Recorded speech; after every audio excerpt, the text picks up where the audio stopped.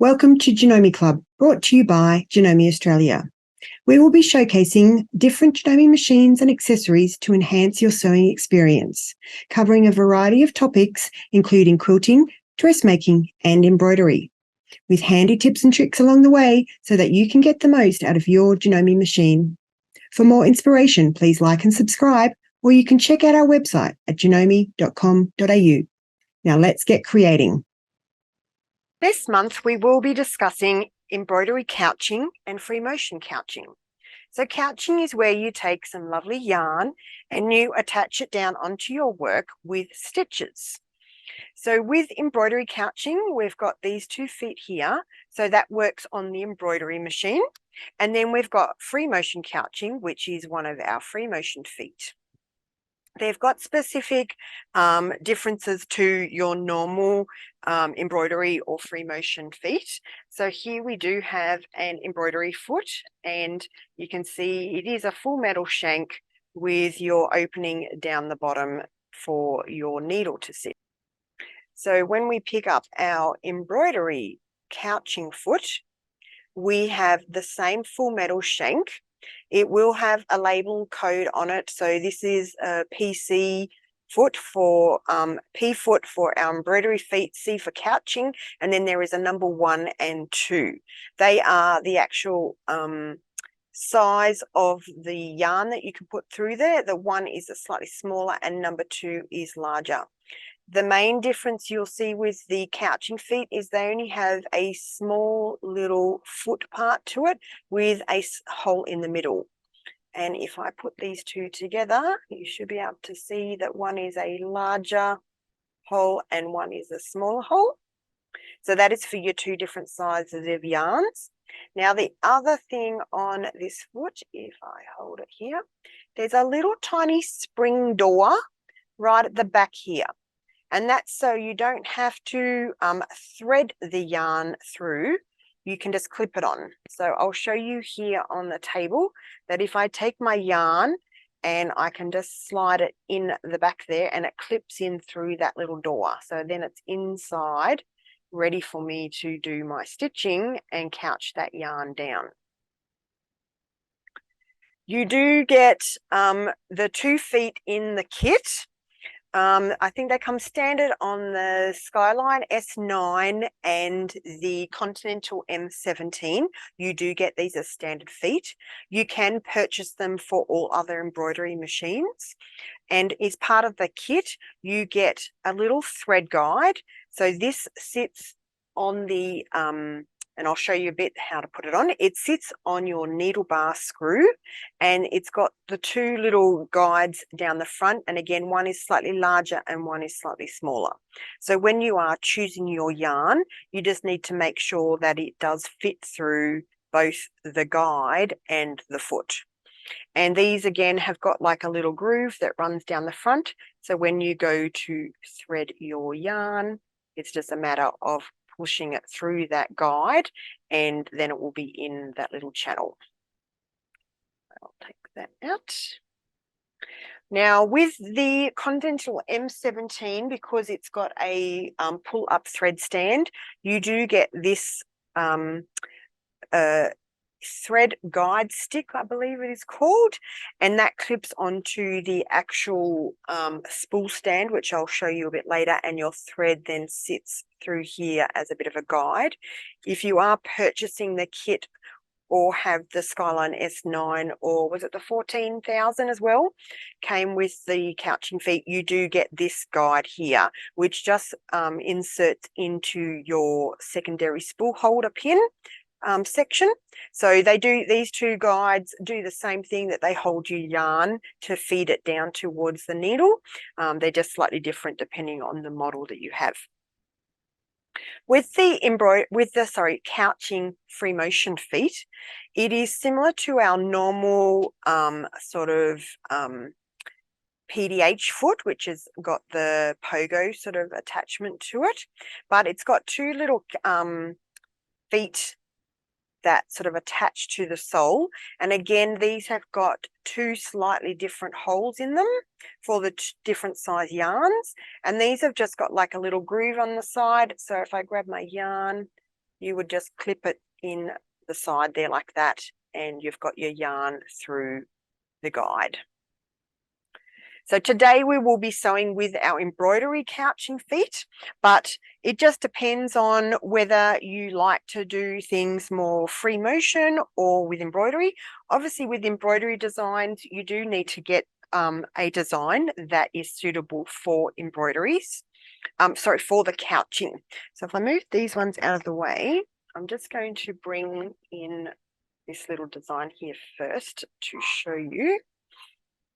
So this is one of the built-in couching designs that we have. And the main thing about the couching designs is that they are a single run stitch. So the stitch just moves in single stitches, and it's like a continuous line. So if you sort of think like a quilting design or anything like that, as long as it's just a singular run line and just moves around, then that is the perfect stitch, perfect pattern that you can use for the couching. You don't want anything that builds up too much, probably about sort of 6 or 8 layers at one sort of point, because obviously the yarn's going over and over. Here I think it comes round, actually it could be about 10. What have we got? 1, 2, 3.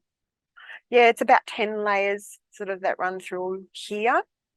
So anything more than that you wouldn't want in one particular point. And so you can create your own designs just by making a pattern and then make it into a single run line if you've got digitizer, or you can buy quilting designs, and just as long as you follow those sort of parameters where it's a single run line and has not a lot of starts and stops. You don't want a design that has like a little section and then a little section, a little section. It needs to be more a flowing design. You can also do some couching designs that are programmed for lace work. So this particular one is stitched out on wash away stabilizer, and the actual design stitches around and then comes back into the center and stitches more to make sure that it is not going to unravel when you wash your stabilizer. So you can see that that's just there's nothing stitched onto that because it was stitched onto that wash away stabilizer and then obviously washed away. Okay, so we're going to move over to our machine here, and we're going to set it up for our couching. So the first thing we're going to do is we need to get our yarn. So I've got my yarn here. I think that's still in shot. So what I've done, actually, I'll put that down for a second. I'll grab this other ball. So we're using a 12 weight, a 12 ply yarn that we've just picked up from a shop, and we find that it's probably one of the easiest to work with. And the first thing that I normally do is I make sure I grab my thread from the center of the spool. So it will just then pull out from there. If you don't have a full skein and you're just working with smaller pieces, I'll show you that as well. So if I was working with smaller pieces, what I would do is I just sort of grab a whole heap of wool and have it sort of sitting here next to my machine, just in a little pool there, because that way when the thread comes up, there's no tension. You definitely don't want this being caught and tensioned. It needs to be free flowing for the threads to stitch it down without any problems. So I find I tend to put mine in some sort of heavy, nice container, good old coffee jar. That way it can then just sit there next to my machine. I've got the thread coming out from the center, so it's just going to pull that all out. We then grab our thread guide. So if you have the other style, it would normally then sit in the front of your machine, similar to this, in your secondary spool pin. We have the one for the Continental M17. So this one just clips onto the top of our thread guide. So this is our standard thread guide where our spool of embroidery thread is sitting, and it just clips on the front there. I can then take my tail of wool that I'm going to couch, and it just then hooks over the top there. Okay, let's move my hoop back, and we'll come down to our needle and foot. So I've already I've got the PC2 foot on because I'm working with a slightly thicker yarn. I have already attached that. I'm then going to look at my little thread guide here, and this one on the right hand side is the wider guide, so I know that that's the one that I'm going to be putting my thread down into. And this just attaches to the needle bar screw. So this is my needle here, and this is my attaching screw, and that literally just slides on there and sits at that point. Then I take my wool and I slide it through the guide. That's the right one. So I'm in that side because I've got that thicker wool. Then I take my wool, and I'm going to set this up so that my hands are not in the way. So I take my wool here, and that little door is there at the back. So I just clip it in like this, and then my thread is sitting in that foot ready to go. We're then going to pull that down so that it's like that. So I've already stitched out. This is the design we're doing, which is like a cherry blossom. So I've already stitched a few of them out without doing the couching, and then I thought I'd add some other ones in with the couching. So that's all pretty much set up. You then would select the design that you're going to do. Again, depending on the machine, you might have some built-in couching designs. If you buy the foot, you do get a couple of designs with it, or you might have made your own design in Artistic Digitizer. Once we're all set up, it's just a matter of starting your machine and letting it stitch out. Oh, a few other things that I forgot. You can, or you should, reduce the speed. So I'm going to take my speed down to like 400, the slowest. I think it just seems to work much better. The other thing you can do, depending on the thickness of your thread and how intense the design is, on some of our embroidery machines, so our combo machines, you can adjust your foot height. So depending on the machine you've got, just have a look in your set instruction manual, and it will tell you how to adjust the foot height for embroidery. So we can now press start, and it will start to stitch out the design. I tend to let it stitch a little bit, and then I stop, and then I make sure that this little tail here is, I trim my little tail because it has done a little bit of a locking stitch down to lock that together. And I find I trim that out of the way because otherwise sometimes as the design is stitching, it can get caught. And you'll notice the thread is quite loose through the machine. You want to make sure, like every now and then I sort of make sure I go back to my jar and pull out a bit more thread, because as I said, you don't want to have this tight at any time. You want to just let it do its thing. You'll notice if you do look back down to where the needle is, it sort of gets this funny little loop thing happening here. That's perfectly normal. You just let it do its thing. Anytime you feel that the thread might be getting a little bit tight, you can just pull out a few more, little bit more thread.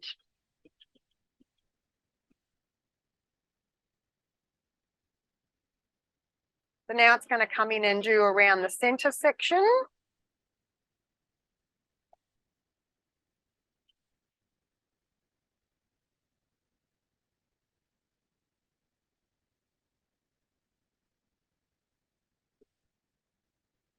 And then it will do the lock off at the end.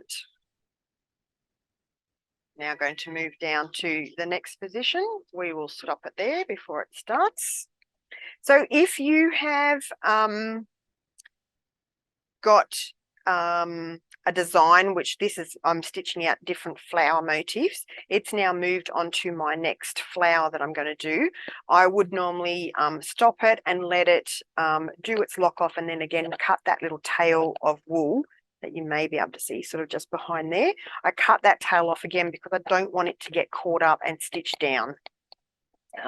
It has locked off, just reaching here, it has locked off the threads at the end. You can either just cut that little tail, or you can tie it off. It just depends what the item is that you're stitching onto. This is going to be like a panel in a quilt, or on a pillow, or a wall hanging. So it doesn't matter if I just trim the tails of the thread of my wool, like what you're couching down. If you were, say, making a garment and you were doing some decoration on the garment, you may want to then get a sort of like a tapestry needle and thread the tail that's left of your wool to the underside of your item and then tie it off or secure it down. So that's just if you, depending on how you're going to be using the item that you're stitching on. Now, also with stabilizer, you want to use the correct stabilizer generally for the item that you're sewing. So if I was making, say, like a wall hanging or a pillow where it didn't matter what the back of it looked like or how thick the item was, I could use a leave-in stabilizer. If I was going to be stitching, say, on a garment, I may want to use like a wash away stabilizer so that it isn't going to add any bulk to my garment. So it's now going to move on to the next one that's going to do. So here's my little tail of thread. So that one I'm going to trim off. Now, the other thing is you can't really pull the thread backwards through this guide. It does have the little teeth on the end that sort of will grab onto the thread. So you've got two options. You can either snip your thread here and pull it out, or you can pull the thread towards you and it will come out of that little guide there. Again, down at this point where we have our needle right where our foot is, I find the easiest is that I actually put my foot down, because then that has taken my foot is now quite away from my needle and I can then pull that thread out. Just depends. If you've got lots of excess thread, you can just snip it and pull it through, or otherwise you can do it with the like pulling it out of each of the guides.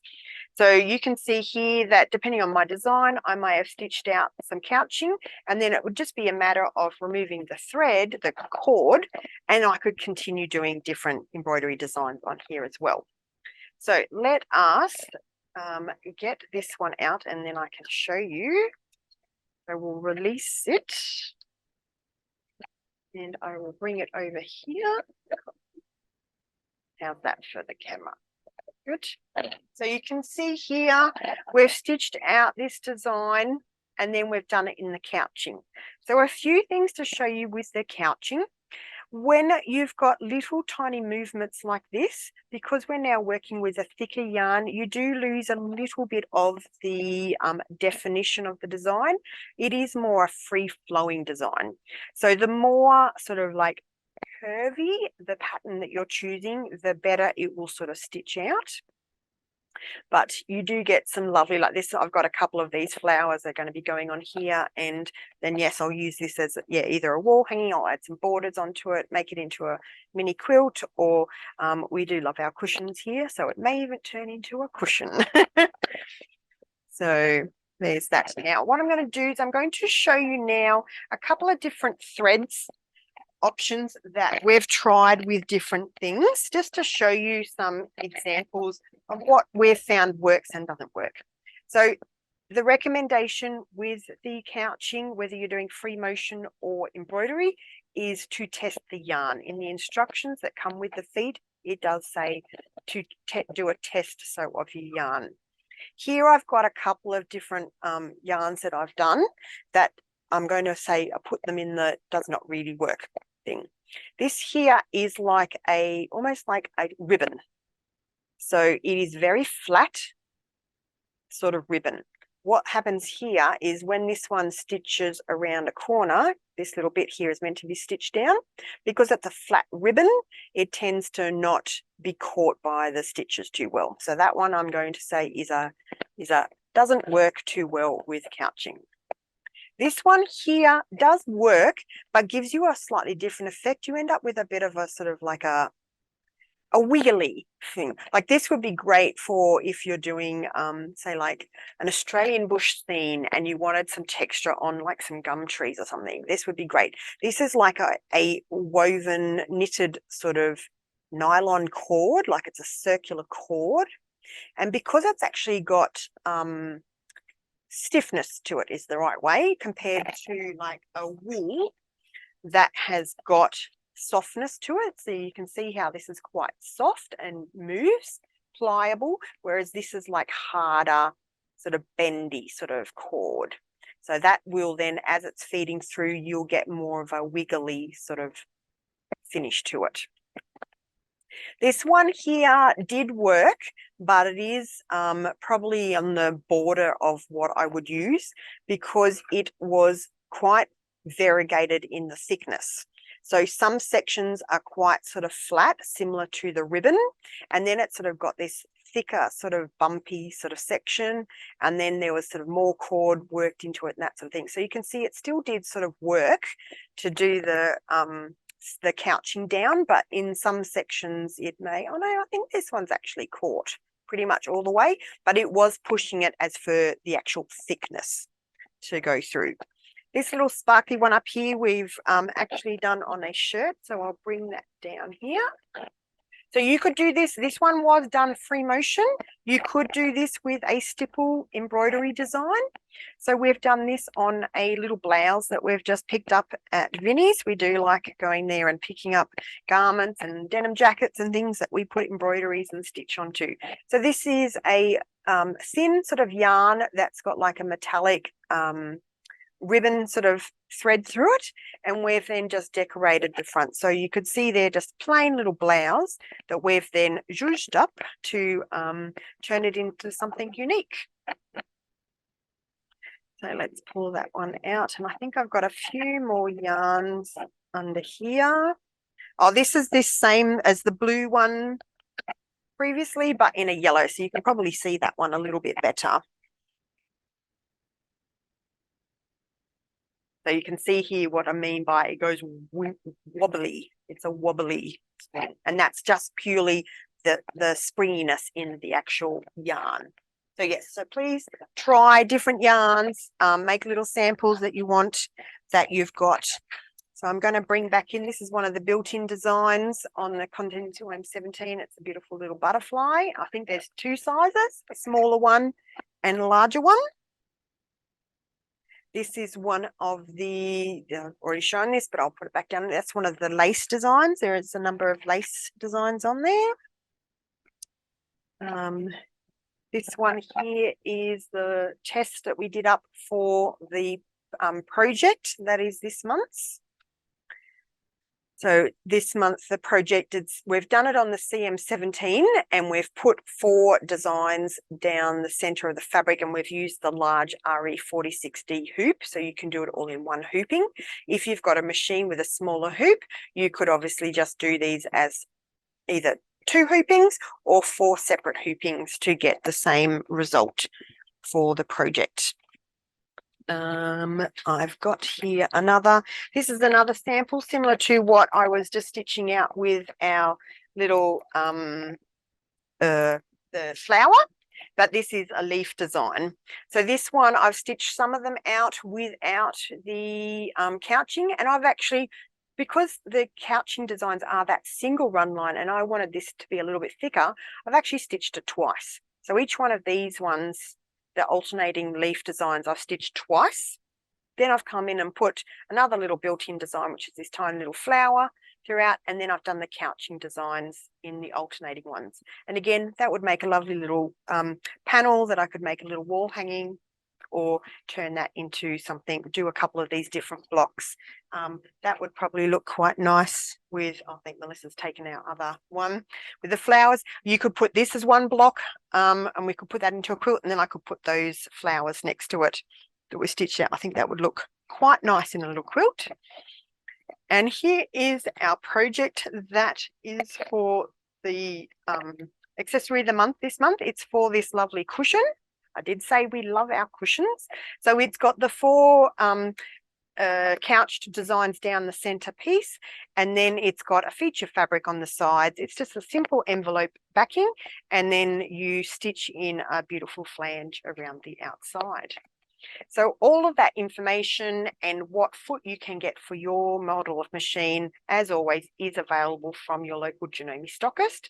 So you can go to janome.com.au and you can look up there under Find My Local Stockist, and you can put in your postcode and get information about where the store that's closest to you is to purchase these items. And also all of the projects and the accessory months There is another couching one, which is a baby's quilt that was done a number of years ago. So if you go onto the search function on the website, you can type in couching and you'll have two lovely projects of the pillow and a baby's quilt that you can then stitch out to try out this wonderful foot. Thank you so much for joining us at Janome Club. We hope we have inspired you to keep on stitching.